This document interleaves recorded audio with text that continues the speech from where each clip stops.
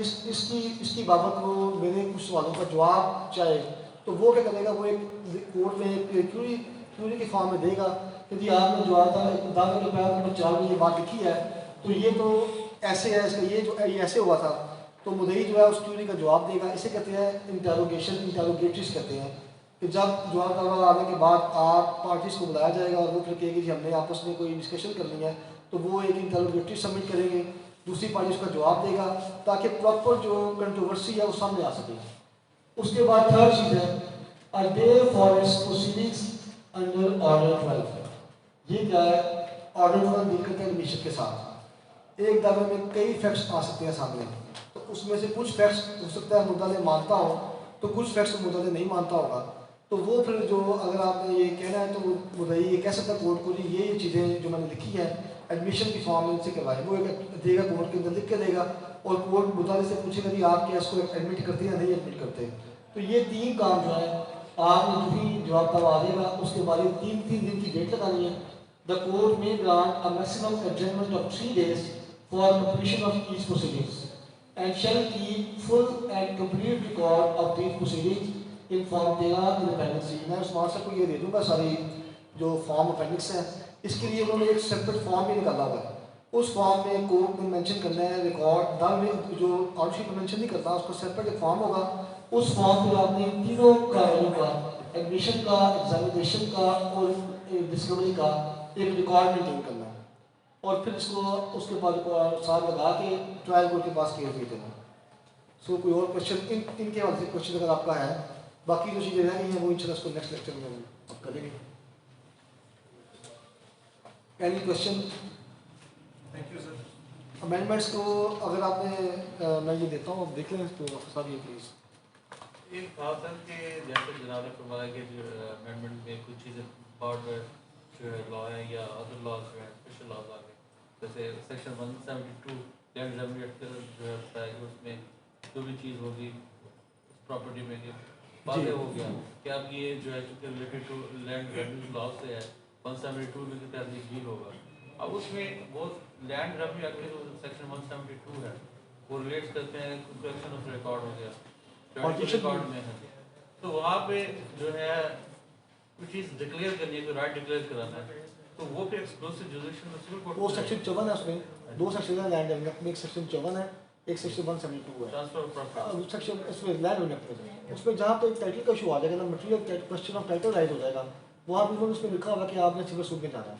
अगर जहाँ पे फर्स्ट करें आपने कोई रिकॉर्ड ऑफ राइट में एक बंदे का नाम हजूर बख्श अल्लाह बख्श आ गया, अब वो दावा दायर करेगी मेरे बाप का नाम रेवेन्यू रिकॉर्ड में अल्लाह बख्श लिखा गया, नाम और था, उसके लिए फ़र्ज बदल बनती है, तो वो सारा इख्तियार जो है वो रेवेन्यू हराती में जाएगा, ना कि सिविल कोर्ट में आएगा।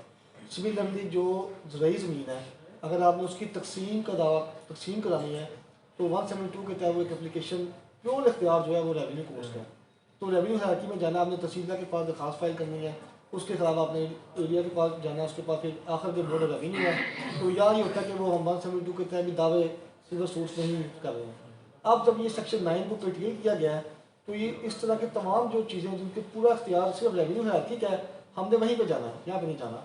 और कोर्ट्स की रिस्पॉन्सिबिलिटी है कि कोर्ट्स इनिशियल स्टेज पे ही देखे, और अगर उसको वो समझती है कि ये सूट जो है या प्लेन बार्ड बाय लॉ है, तो इमीडिएटली बजाय पार्टीज का टाइम वेस्ट करने में, उसको लिंगर ऑन करने में 4-4 साल केस चलाने के, उसको एट द फर्स्ट हियरिंग ही उसको डिसाइड कर दे।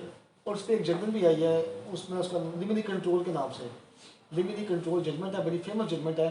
उसमें कोर्ट को ये कहा गया कि आपने फर्स्ट हियरिंग पर देखना है, अगर केस मेंटेनेबल नहीं है, प्लेन रिजेक्ट होती है तो उसी दिन कर रिटर्न करेंगे या रिजेक्ट करते हैं। रिटर्न की रेफर्स करके आपने करना उसको। अब उसमें जो आपने पार्टीशन की बात की है ना, वो चूँकि दरखास्त है 135 की, उसको फिर रिटर्न करेंगे ताकि वो वहाँ पे जाके सर ये फरमाइएगा कि रेस जुडिकाटा का जब हम कोई सिचुएशन सामने लाएं तो उसको सेपरेट एप्लीकेशन देंगे या जवाब दावे में लिखेंगे? जवाब दावे में। अब सेपरेट एप्लीकेशन का कंसेप्ट खत्म हो गया है, क्योंकि सेपरेट एप्लीकेशन होती है कि दावा चल रहा है, अभी दावा वहीं पे खड़ा है और 3-3, 4-4 साल 7 का फैसला ही नहीं हो रहा। पहले दरखास्त आई, फिर जवाब नहीं आ रहा, फिर बहस नहीं हो रही। तो अब ख़त्म करके आपने जो भी आप समझते हैं कि प्रीलिमिनरी सूट्स पे ये प्रॉब्लम्स हैं, वो आपने उस रात इब्तदाई में उनको लिख लेना है। 7-11 रेस जुडिकाटा जो भी आप समझते हैं कि ये चीज़ें आती हैं, वो सेपरेट दरखास्त ही नहीं है, वो देंगे तो that should be dismissed. on the first level. Constructive res judicata के पैरामीटर्स, उसके फीचर्स और एडवोकेसी के लिए जो स्किल्स इंपॉर्टेंट है उसके बारे में थोड़ा सा बता दें। कंस्ट्रक्टिव जुडिकाटा देखिए ना, इसमें एक ऑर्डर 2 रूल 2 CPC का पढ़ेंगे आप। वो ये है कि कुछ चीज़ें ऐसी हैं कि आपने दावा दर किया, अब आपके पास और भी रिलीफ बनते थे, आपने वो रिलीफ क्लेम नहीं किए, तो जो चीज़ आपको उस आप एक दावे में जब फाइल करते हैं, आप उससे कनेक्टेड जो भी रिलीफ हैं आप मांग सकते थे, आपने नहीं मांगे, तो अब आप ये कहेंगे कि मैं ये नया दावा दायर कर दूँ। फ़र्ज़ करें कि आपने एक दावा दायर करना था, सूट फॉर डिक्लेरेशन करना था, साथ आपने दावा करना था मैं तुनाई का भी बनता था आपके, आप उसके साथ इसको ऐड करें, आपने वो ऐड नहीं किया, आपने पूरे 4-5 साल दावा चलाया और फिर आपने कहा कि क्योंकि ये तो दावा डिसमिस हो गया तो क्यों ना मैं एक दावा तुनाई का दायर कर देता हूँ, मैं उसके बाद सूट फॉर परफॉर्मेंस दायर कर देता हूँ। तो जो भी रिलीफ आपने आपको बनते आपके पास अवेलेबल थे, you are suppose to mention all the relief in one suit. अगर आप नहीं मानते तो कंस्ट्रक्टिवली जो है ना वो आपका सूट बार बाय लॉ होगा अंडर सेक्शन 11, इसे कहते हैं कंस्ट्रक्टिव रेट जुडिकाटा इम्प्लाइडली जो है।